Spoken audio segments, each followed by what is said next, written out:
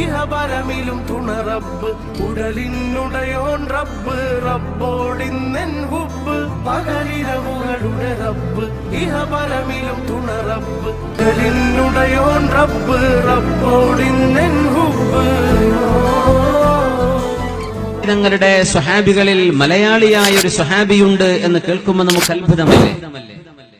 താജുദ്ദീൻ എന്ന പേര് സ്വീകരിക്കുകയും ഇസ്ലാം സ്വീകരിക്കുകയും ചെയ്ത ചക്രവർത്തി പെരുമാൾ കേരളീയനാണ്.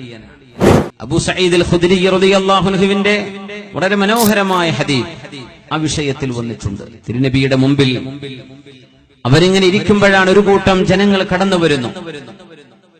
തിരുനബിയുടെ അനുയായികൾ അന്ന് മദീനയിൽ. അവർ ചോദിച്ചു, നബിയേ, ആ വരുന്നത് യമൻകാരല്ല, അവരുടെ വേഷം ഞങ്ങൾക്കറിയാം.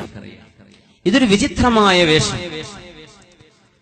ഭാരതീയരുടെ തനതായ വസ്ത്രവിധാനത്തിലാണ് ചക്രവർത്തി പെരുമാളും അനുയായികളും കൊച്ചിയിൽ നിന്ന് കപ്പൽ കയറി സലാല വഴി മരുഭൂമിയിലൂടെ തിരുനബിയുടെ സന്നിധാനത്തേക്ക് എത്തുന്നു. പ്രപഞ്ചത്തിന്റെ അന്ത്യം വളരെ ദൂരത്തല്ല, അടുത്തെത്തിയിരിക്കുന്നു. അൻഷഖൽ ഖമർ, ചന്ദ്രൻ പിളർന്നിരിക്കുന്നു എന്ന് വിശുദ്ധമായ ഖുർആൻ പറഞ്ഞ അല്ലാഹുവിന്റെ റസൂലിന് സംഭവിച്ച ഏറ്റവും വലിയ മുഅ്ജിസത്തുകളിൽ ഒരു മുഅ്ജിസത്ത്, അമാനുഷികമായ സിദ്ധികളിൽ വെച്ച ഏറ്റവും അത്ഭുതകരമായ ഒരു സിദ്ധി, ചന്ദ്രൻ രണ്ട് പിളർപ്പായി ഒരൽപ്പനേരത്തേക്ക് മാറി നിന്ന മഹാത്ഭുതം കേരളത്തിൽ നിന്ന് കണ്ട ആളാണ് ചക്രവർത്തി പെരുമാൾ.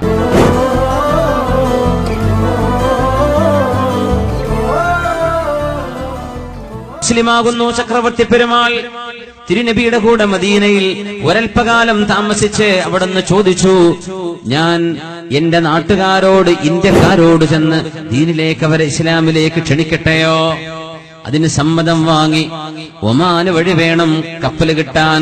സലാലയിൽ നിന്ന് കയറുന്ന കപ്പൽ അണയുന്നത് നമ്മുടെ കോഴിക്കോടടുത്ത് പയ്യോളിയുടെ കടപ്പുറത്താണ് സലാലയിലെ കപ്പലുകൾ കരക്കണിയുന്നത്. ആ കപ്പൽ കയറാൻ വേണ്ടി പുറപ്പെട്ടതാണ് ചക്രവർത്തി പെരുമാൾ. താജുദ്ദീൻ എന്ന ചക്രവർത്തി പെരുമാൾ റളിയല്ലാഹു അൻഹു ഇന്ന് അന്ത്യവിഷമം കൊള്ളുന്നത് ഒമാനിലെ സലാലയിലാണ്.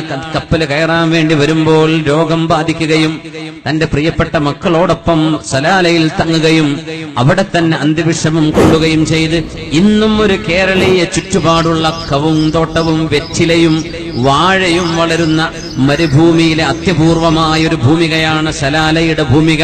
ഒമാനിൽ സലാലയിൽ പോയ ആളുകൾക്കറിയാം, ചക്രവർത്തി പെരുമാൾ കിടക്കുന്ന സ്ഥലം ഒരു കേരളത്തിന്റെ കഷ്ണമാണോ? എമ്പലപ്പാടിന്റെ മനോഹരമായ വാഴക്കൂട്ടങ്ങളെ കാണുന്ന പോലെ ഇന്ന് സലാലയിൽ ചക്രവർത്തി പെരുമാൾ കിടക്കുന്നിടത്ത് വാഴയുണ്ട്, തെങ്ങുണ്ട്. അവിടെ ഈത്തപ്പന വളരില്ല, അവിടെ തെങ്ങേ വളരൂ. അവിടെ പപ്പായയുടെ കൃഷിയുണ്ട്, അവിടെ അടക്കയുടെ കൃഷിയുണ്ട്. ചെന്ന് നോക്കിയാൽ കാണാൻ കഴിയും കേരളത്തിന്റെ മണ്ണ് പോലെ. ആ മഹാമനുഷ്യന്റെ മനസ്സിന് അനുചിതമായി അല്ലാഹു ആ മണ്ണിനെ മാറ്റിമറിച്ചതോ ആവോ? ചക്രവർത്തി പെരുമാൾ ഇന്ത്യക്കാരുടെ അഭിമാനമാണ്. കേരളീയ മുസ്ലിമീങ്ങളിൽ നിന്ന്, കേരളത്തിൽ നിന്ന് സത്യമതം സ്വീകരിക്കാൻ അങ്ങോട്ട് പ്രവാചകന്റെ അടികത്തേക്ക് വരെ 2700ഓളം കിലോമീറ്ററുകൾ യാത്ര ചെയ്ത ഒരു മഹാപുരുഷൻ കേരളീയനാണ്.